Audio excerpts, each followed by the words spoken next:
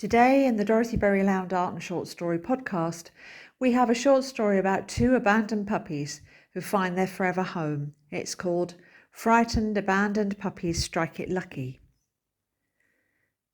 "Hug the concrete curb and don't look at the traffic," screamed the puppy as he pressed up against his little brother. The two little black puppies clung to each other in fear at the side of the road. Driving along the main road at speed, few drivers would have noticed them. The puppies were already bruised and battered from being thrown out of a car, but they were in real danger of being hit by the traffic. The puppies didn't know what to do. They cried with pain and fear. At 3 months old, their lives had been hard. Little food, ill treatment and fear had been their daily routine. They huddled together and kept their eyes shut, waiting for the end. A car stopped, blocking the traffic, and they heard a kind voice. Terrified, they were incapable of moving, even to run away from a stranger. Someone picked up the puppies and put them in the trunk of a car. "What's happening now?" cried the smaller puppy, but his bigger brother was almost unconscious with fear. He didn't respond. All they could do was huddle together for comfort. After a while, the car went down a bumpy track, and someone took the two puppies out of the trunk and through a big metal gate. There were lots of dogs there, all different sizes. Some in individual runs, some together in a group in a communal area. The dogs all ran to the fence to look at the newcomers. By now the puppies were beyond terrified and had entered a state of nervous exhaustion, almost catatonic. The little boys were overwhelmed by the noise, the different smells and the stress of it all. Someone examined the abandoned puppies. They noted that the puppies were malnourished, had skin sores and were infested with ticks, fleas and mites. The little brothers relied on each other for everything and were inseparable. If one was picked up, the other one would scream until his brother was returned to him. After the examination, they were put in a quiet room and given something to eat, which they ate in seconds, and then they fell asleep on top of one another exhausted. Two brothers together as always, each the centre of the other's world. Urgent veterinary treatment and the regular meals that were provided over the next few days began to give them the strength to explore their surroundings. "No one's hurt us and the food is good," said the bigger puppy. "It's time we started to explore this place." And explore they did. They ate anything and everything and were constantly in trouble for stealing from the feed bins in the outhouse. The puppies were always hungry, but they heard the humans saying they needed worming, which would fix that. They felt more confident and went and talked to the other dogs through the fence. "This is a good place," said one female hunting dog. "I was pregnant and my owner abandoned me in the woods. Luckily, somebody found me and brought me here. I had my puppies and they've gone to good homes. Now I'm waiting for my turn to find a new owner."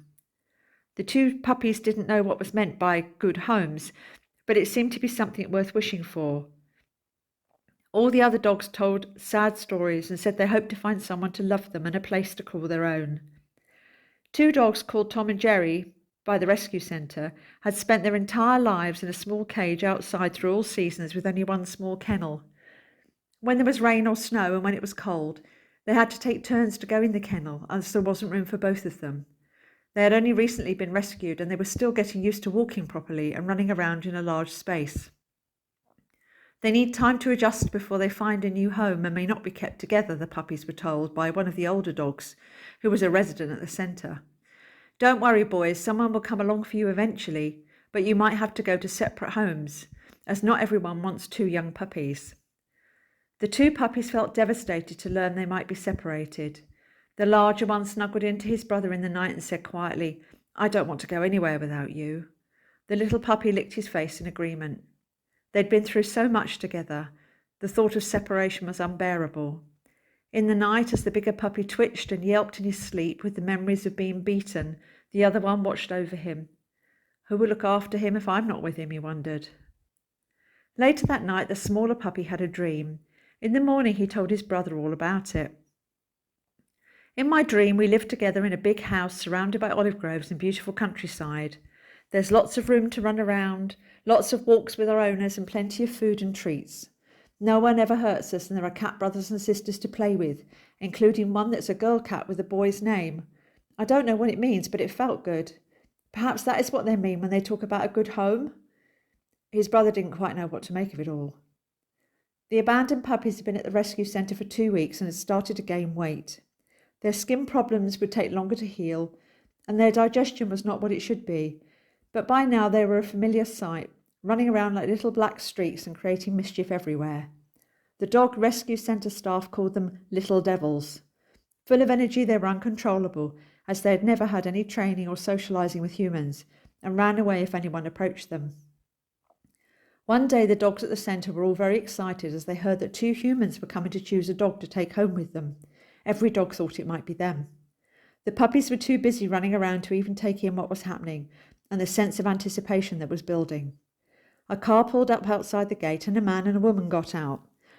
The smaller puppy stopped running and looked. "Come on, let's play," said his brother. After a moment's hesitation, the little one started chasing his brother as they ran round in circles. As the 2 people walked along the fence looking at the dogs, trying to pick one, the puppies were running around in the background.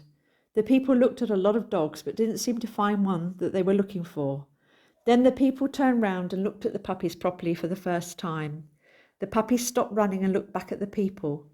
"It's our new owners," shrieked the small puppy as he ran straight for them, with his brother in hot pursuit. The little one jumped into the arms of the man, and the other puppy was picked up by the woman.